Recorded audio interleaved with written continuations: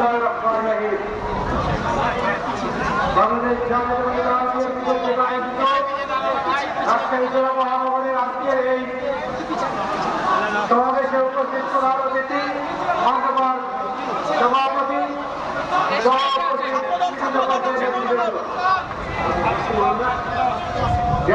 সকলকে জানাই বাংলাদেশ জাতীয়তাবাদী যুব দলের পক্ষ থেকে শুভেচ্ছা ও সালাম।